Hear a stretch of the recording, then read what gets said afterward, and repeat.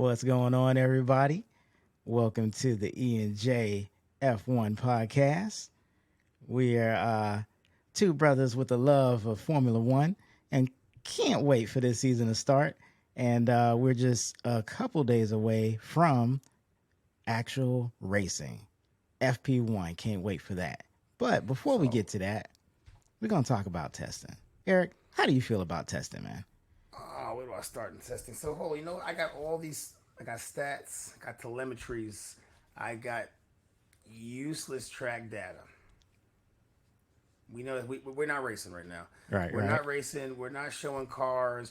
We're holding the cards close to the chest. All those things you do, poker playing, all the holding, all the signs, we're calling them all. It's pointless. Right. We're better off grabbing this and making some predictions and putting that out there. Not the magic 8 ball, okay? The magic 8 ball, yes, because it's magic. So instead of pontificating about whose lap times were whose and who was fastest and who had a more aggressive interview post practice, okay, let's talk about the mid pack for starters.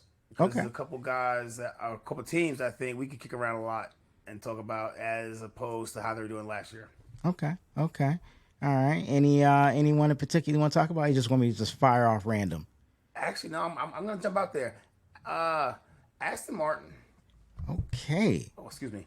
And the big thing with that is, besides we have Alonso as a driver, where's Lance?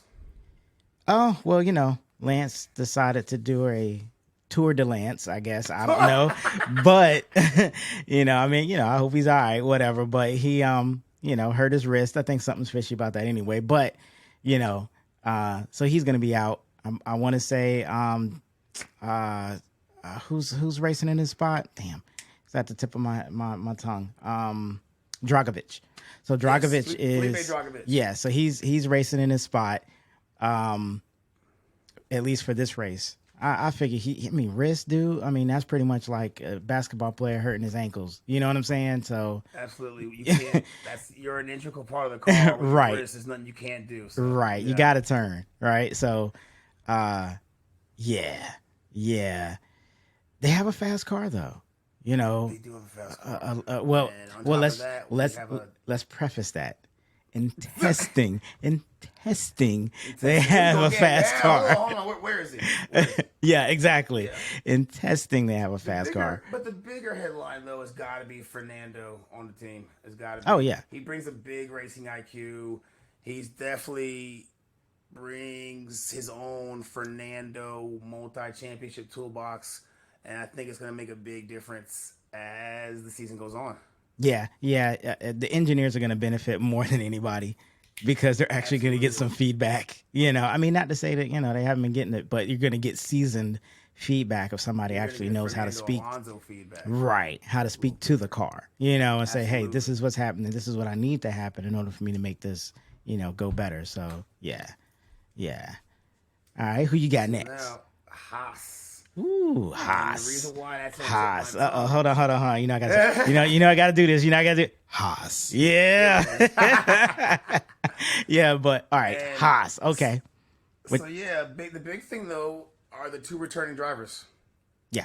They had a really strong finish last season, I thought, especially for a absolutely best of the rest squad last 2 seasons. But they Schumacher's not with him, so it's Hülkenberg. So Hülkenberg is with him, and this would be the first one. Yeah, so because Schumacher is reserved for Mercedes. Mercedes now. Yeah. But Nico, he's been out for like what, 3 years? Has it been 3 years? It's been a little bit more than 3 years, hasn't it? Or is it just 3? He hopped in the reserve role, I want to say, in Hungarian Grand Prix last year, I want to say it was. Yeah. So, he's still got to get used to the car, the team. They got money from MoneyGram. They got the MoneyGram monies. But I don't know. We got K-Mac coming back, who was super strong at certain parts of the season last year. Yeah. Who had absolutely shining moments. Yeah. You know what I'm saying? So he's gonna be quick, I think, in that car. Yeah, I think so. I think so. Let's see who else you got. Oh, let's see. Aston Martin, AlphaTauri. Okay. AlphaTauri with we got Sonoda and DeVries. So, you know what? I think DeVries has got a target on his back from the second year drivers. Absolutely. And I only say that They have to show out Michael. early the year before. And I only say that, because the fact that, Sonoda's he's got something to prove. He's got to show that he can maintain a consistent season. And DeVries is going to be that cat that might, shine him up, show him up. Tell me this, though. Hasn't Sonoda shown that he has, as a definite race IQ at this point? Yeah. Yeah, no doubt. He has it. The thing is that, he had, who was it, Gasly? He had Gasly as a teammate. Was it Gasly? Which yeah. It's not really. You're right. It was Yeah. Gasly. And that French guy's not really the best get along. And they weren't they weren't helping each other. They weren't acting as a team. And I think DeVries has that DNA in him where he's going to help, or he's going to go by team orders or whatever, just to try to make sure that they get points because they want points. You want not that. fighting for podiums on Sunday. You're right. You just want points. You're just trying to get to 10. If we get 9, great. But hey, if we get P10, awesome. They'll take the point. 9 and 10, or just one of them get a 10. Whatever. I think they would take it. Sorry, Haas, and that's 3 of the mid pack. Give me one more, Jay. We haven't talked about just yet. Let's talk about Alfa Romeo. Absolutely. All right. So now those two we have returning. So we have Guanzhou. Yeah. So we have Guanzhou. We have Bottas. I don't know, dude. I mean, again, last year reliability issues is what jacked them up. Have they gotten over those reliability issues? We won't know, but that's. But performance-wise, Valtteri is fast and delivers and comes through in Q3s. Yeah, and he seems a little bit more freed up, almost like Albon was when he moved on from Red Bull. When he left Red Bull. Yeah, because it was like the pressure. Absolutely. It was like the pressure kind of, not to say that he was folding under pressure, but I just think it was a lot for him to deal with Verstappen as a teammate and time being a younger driver. Yeah, you know what I'm saying? So I think that played a role. And I think Bottas kind of suffered from that maybe a little bit where, maybe he felt some kind of way about being, second to Hamilton or whatever. I don't know, but it's hard to drive in the shadow of Hamilton. Oh, no doubt. No doubt. But I think now he is in a spot where he's the lead driver. So Absolutely. he's loose, so he can do a little bit more. But again, I think reliability is going to be his major issue.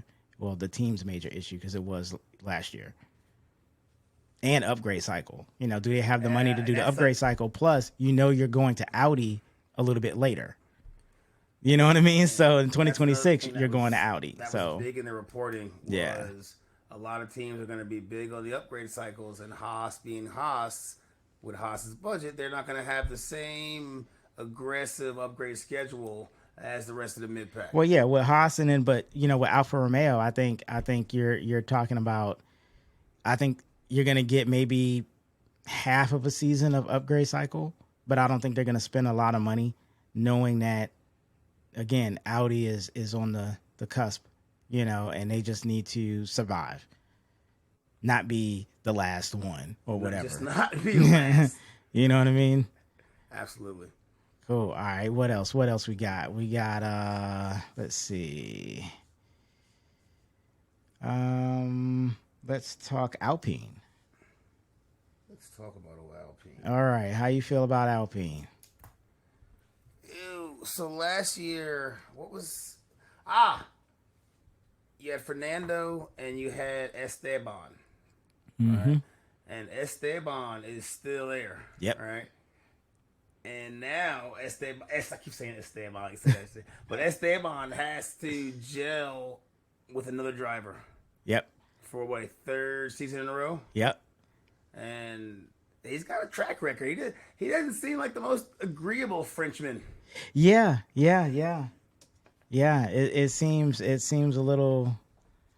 And again, he's another one that has shining moments. On a Q3, or he's high in the points one weekend, Yeah, but not every weekend. yeah, yeah. So another guy, talented dude, but big chip. And I think Fernando's bigger personality possibly will help keep him in line and kind of bring him online.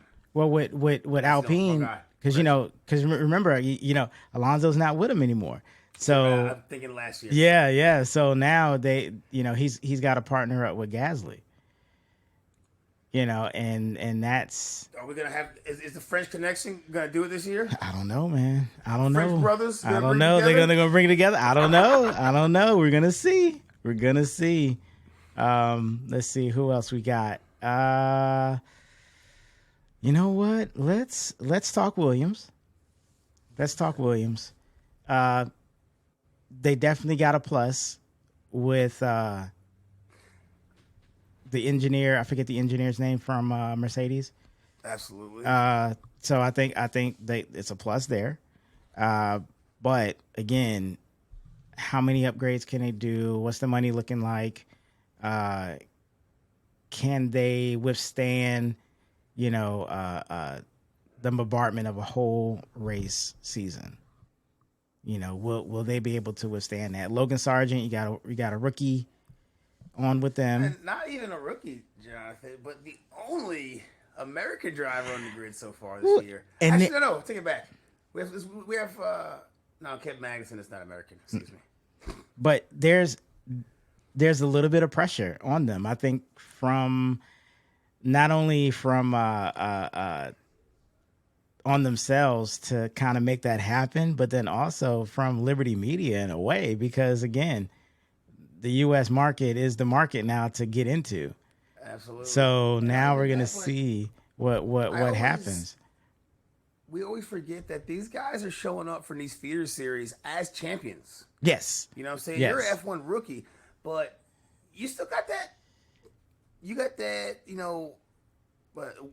winning spirit, fighters. I have to say fighter, pilot mentality, BS. But still, you know how to win. Yeah. Yeah. At the end of the day, you gotta know how to win.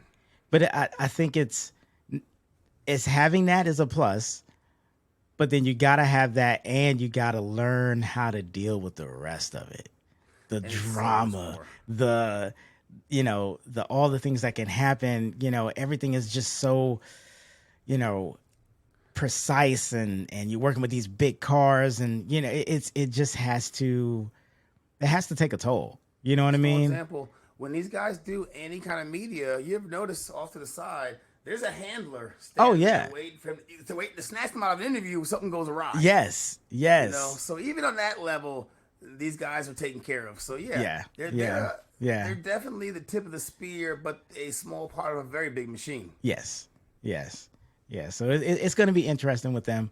Definitely want to know, just want to see how Sargent works out, and see if that, if it does, then that's a good thing for a lot of the other drivers, in the IndyCar and other markets, just to try to get those license points, and maybe hopefully venture out into other races and other, courses and things, just to try to get those points, those world points.